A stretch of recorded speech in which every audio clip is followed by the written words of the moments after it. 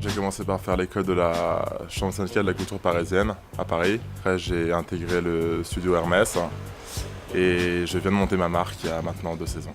Tu as participé à plusieurs concours, même remporté certains.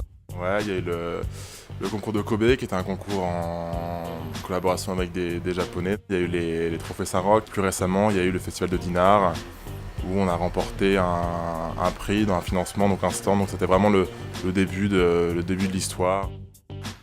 La façon la meilleure de se faire connaître, c'est par les concours, et je pense que je vais encore m'y présenter comme je pense que la prochaine étape, c'est le festival de hier. Je passe beaucoup de temps sur l'élaboration du concept en fait. Après, je viens travailler sur le croquis et même directement après sur la toile, sur des anciens vêtements. Je m'amuse beaucoup à croiser les matières assez patinées, passées, usées avec des matières beaucoup plus nobles. L'art pauvre, c'est vraiment aller prendre des éléments qui sont oubliés, qui sont limite bons à jeter, et venir les réutiliser et dans quelque chose de finalement plus luxueux. C'est quoi l'idée directrice de cette collection pour l'hiver 2008-2009? Toute l'idée en fait est sur le vêtement suspendu. En fait, c'est parti d'une gravure du 19e. En fait, un aristo face à un clochard. Et en fait, moi, j'ai essayé d'imaginer une sorte d'échange de vêtements entre ces deux personnes. Et ça se voit dans ce genre de pièce où tu vois, tu vas avoir on va dire le blazer de l'aristo qui vient se greffer sur quelque chose de plus patiné, de plus ancien. Pour les cotons, par exemple, il y a beaucoup de teintures artisanales qui sont faites, comme ça, qui ont un effet assez patiné, assez vieilli, et que je croise après avec des très beaux lainages. Assez précieux. J'aime pas trop en fait suivre les tendances. C'est assez varié. Les pantalons sont toujours dans l'esprit un peu jodhpur, un peu serré sur la jambe et plus ample à la hanche. Là, c'est un pantalon qui est en 2 parties et on a un deuxième pan là, qui est par-dessus et qui donne justement cet effet un peu jodhpur. Je parlais tout à l'heure des détails un peu oubliés, c'est vraiment cet effet, ça c'était tous les intérieurs des anciens pantalons tailleurs en fait, que moi je m'amuse à remettre à l'extérieur.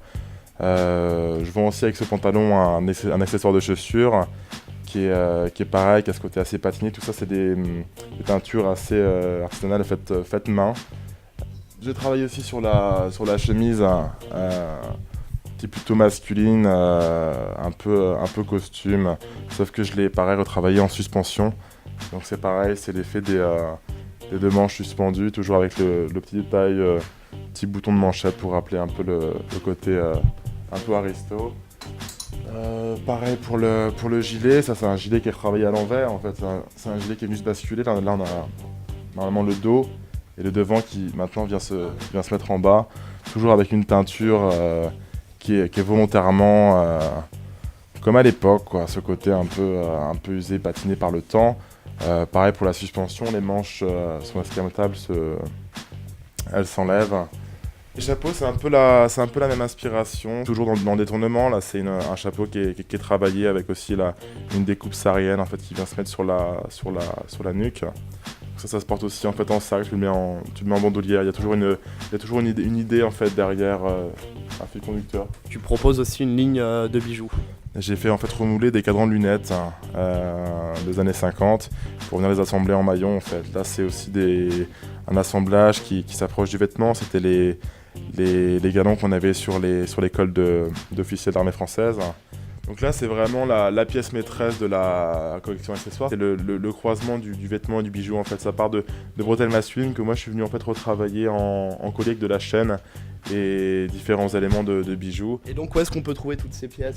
Alors les bijoux, tu peux les trouver au 66 sur les Champs-Élysées, chez René Mancini bientôt pour la saison hiver. Et après c'est beaucoup à l'étranger. Moi j'ai beaucoup commencé avec le Japon, avec des concept stores comme Bakeroos, Adam Europé qui sont maintenant des clients assez fidèles pour nos collections.